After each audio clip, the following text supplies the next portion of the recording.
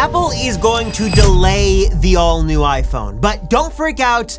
This is actually good news and set to be one of the biggest Apple announcements ever. For almost 20 years, Apple has given us a new iPhone every single year, but that's about to change. We have got a lot to talk about, some good news and bad news. Starting with a little bit of bad news, we're learning that the iPhone 17 Slim or Air, whatever Apple's gonna call it, it is coming this fall.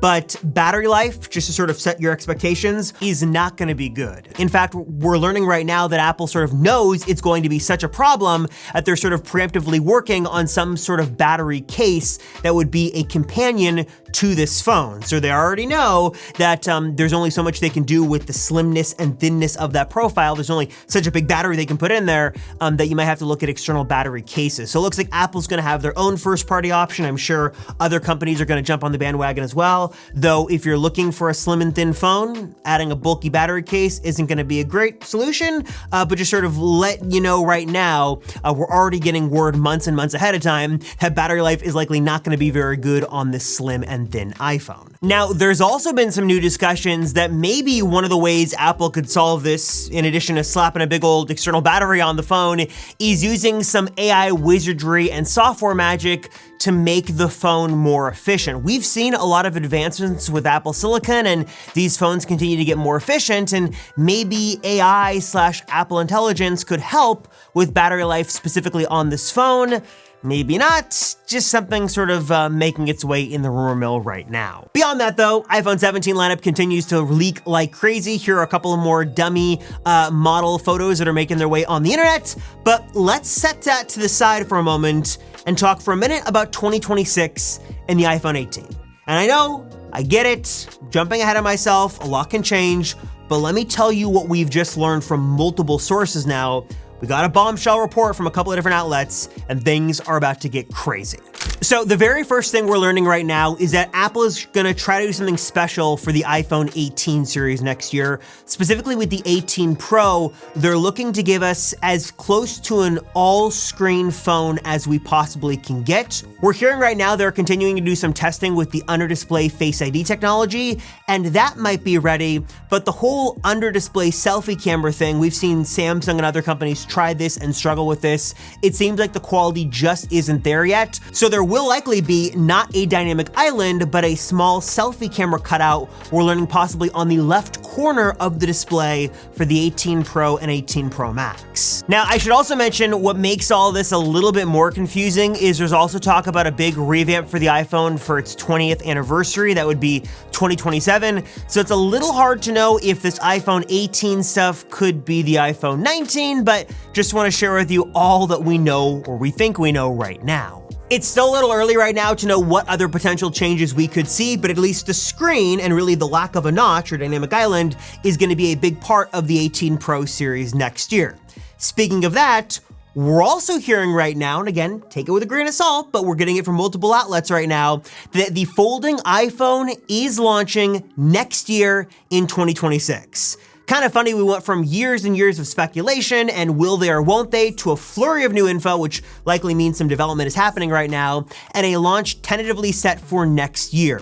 Now, this folding iPhone is set to be sort of like a fold, not a flip. So it's gonna have a large form factor that goes to a larger form factor, not a small one that goes to sort of a regular form factor.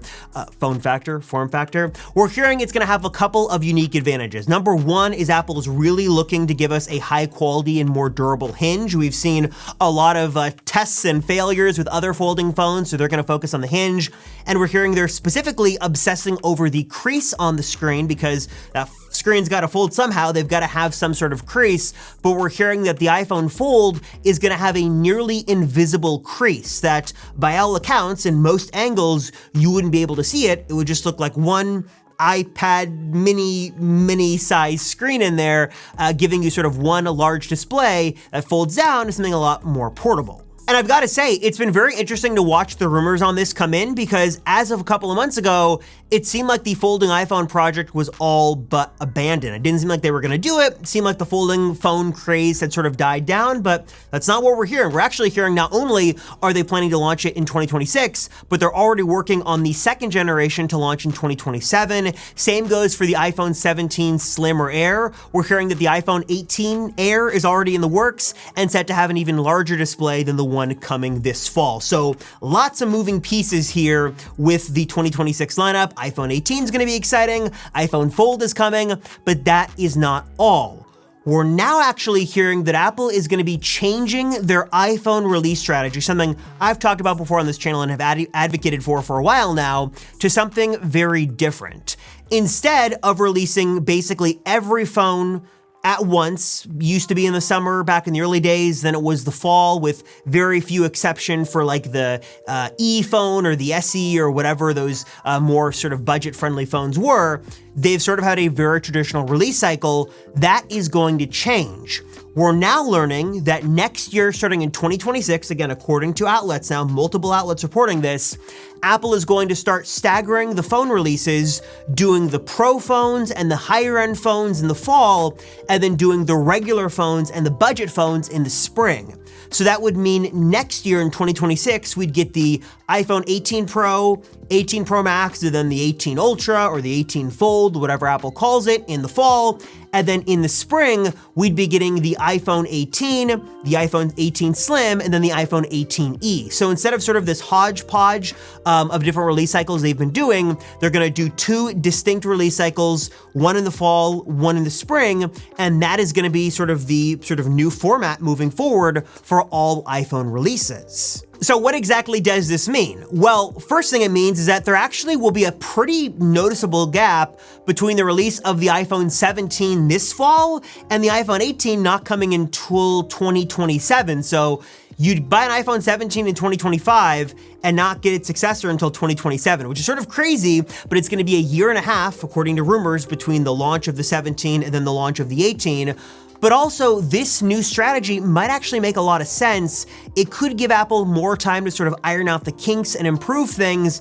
And also, it's to their benefit because they get the chance to really sort of take their time and take the spotlight and the news cycle on the two different phones they've got in the lineup. They can spend their time with the Pro phones, get people excited, get that money made in the fall. But then instead of sort of the wave dying down as people sort of wait for the next fall release, it'll actually ramp back up as they release new phones for a different set of customers. So actually, I think this makes a lot of sense, both in terms of R&D time, in terms of sales, in terms of capturing spotlight and YouTube attention.